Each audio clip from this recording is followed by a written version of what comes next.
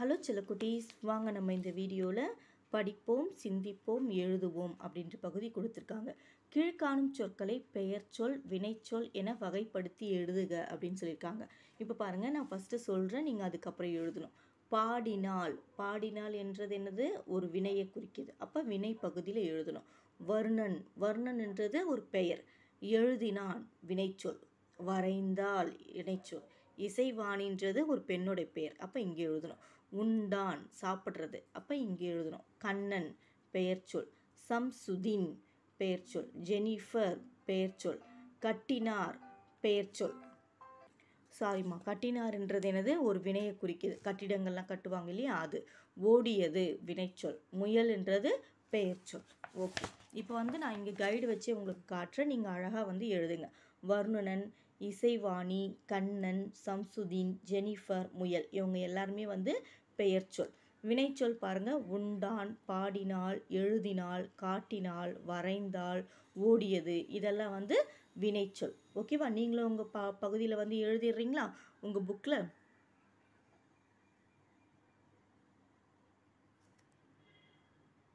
Okay, அடுத்தது பார்த்தீங்கன்னா, பின்வரும் தொடர்களில் உள்ள பெயர்ச்சொல் வினைச்சொல்லை எடுத்து எழுதுகன்னு கேட்டிருக்காங்க. உங்கள் புத்தகத்தில் இருக்குது பாருங்கள். இங்கே இதை நான் கைடு வச்சு உங்களுக்கு நான் சொல்லிக் கொடுக்குறேன். ஓகேவா? மயில் தோகையை விரித்து ஆடியது. இதில் மயில்ன்றது என்னது? இது மயில்ன்றது பெயர்ச்சொல். தோகை அப்படின்றது பெயர்ச்சொல் தான். அப்போ இது ரெண்டுமே சேர்த்து மயில் தோகை அப்படின்னு எழுதிடலாம். விரித்து ஆடியது, ஆடியதுன்றது வினைச்சொல். வாணி கட்டுரை எழுதினாள். வாணின்றது பெயர்ச்சொல். எழுதினாள் என்றது வினை. இளம்பிறை உணவு சமைத்தாள். இளம்பிறைன்றது யாருமா? பெயர்ச்சொல். உணவுன்றதும் பெயர்ச்சொல் தான். சமைத்தாள் அது வினைச்சொல். ஆதிரை மரக்கன்றை நட்டாள். ஆதிரை பெயர்ச்சொல். நட்டாள் அப்படின்றது வினைச்சொல். கொத்தனார் வீடு கட்டினார். இப்போ கொத்தனாருக்கு என்ன பேராக வேணால் இருக்கலாம். ராமு இருக்கலாம், ரமேஷ் இருக்கலாம், அதுக்கப்புறமேட்டு சரண் அப்படி இருக்கலாம், எது வேணால் இருக்கலாம். அவங்களுக்கான தொழில் பெயர் என்னன்னு கேட்டிங்கன்னா கொத்தனார்.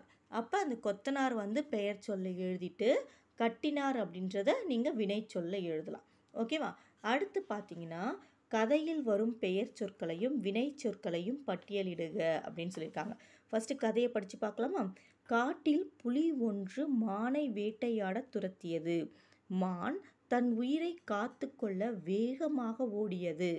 மானை துரத்தி செல்லும் பொழுது வேடன் விரித்திருந்த வலையில் புலி சிக்கி கொண்டது.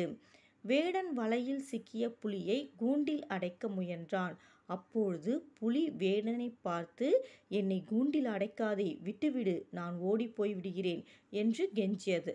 அதற்கு வேடன் அதெல்லாம் முடியாது என்று கூறினான். அதுக்கப்புறம் என்ன சொல்லுச்சு? உனக்கு இரக்கமே இல்லையா? என்னை ஏன் துரத்துகிறாய் என கேட்டது புலி. அதற்கு வேடன், நீ ஏன் மானை துரத்தினாய்? உனக்கு ஒரு நீதி, எனக்கு ஒரு நீதியா என கேட்டான். புலி அமைதியாக இருந்தது. உண்மைதானே? புலி மட்டும் மானை வேட்டையாடலாம், புலியை வேடன் வேட்டையாடக்கூடாதா அப்படின்னு கேட்ட உடனே புலி என்ன பண்ணுச்சு? அமைதியாக இருந்துச்சான். சரி, இப்போ பெயர் சொற்களில் பார்த்து என்னென்ன பாருங்க இருக்கு இந்த கதையில். புலி, மான், வேடன், நான், என்னை, உனக்கு, எனக்கு, காட்டில் இது எல்லாமே பெயர் சொற்கள் தான். வினை சொற்கள் பாருங்க.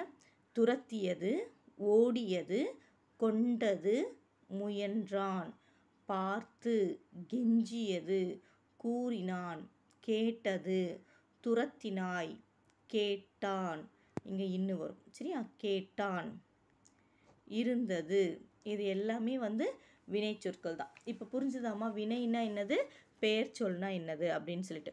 ஓகே செல்லக்குட்டீஸ், நீங்கள் இது அத்தனையுமே என்ன எழுதுவீங்க? இங்கே இருக்குது பாருங்கள். கதையில் வரும் பெயர் சொற்களையும் வினை சொற்களையும் எழுதுக அப்படின்னு சொல்லிட்டு.